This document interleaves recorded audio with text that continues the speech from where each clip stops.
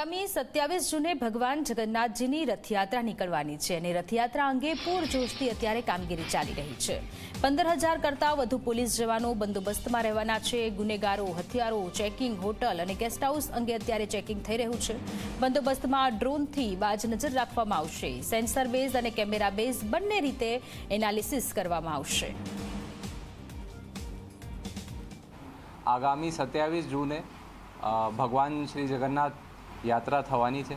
તે અનુસંધાને અમદાવાદ પોલીસ ખૂબ જ મહેનત અને ખૂબ જ સારી રીતે પૂરતો પ્રયત્ન કરી રહી છે। તે સાથે જે મૂવિંગ બંદોબસ્ત હોય છે, જે આખી રથયાત્રા કાઢવાની જવાબદારી હોય છે, એમની બંદોબસ્તની તેમજ અગાઉની કામગીરીની તકેદારીની જવાબદારી ક્રાઇમ બ્રાન્ચ ઉપર હોય છે। તે અનુસંધાને ક્રાઇમ બ્રાન્ચે છેલ્લા 2-3 દિવસમાં ખૂબ જ સારી રીતે મહેનત કરી ઘણા બધા હથિયારોનો કેસો શોધ્યા છે।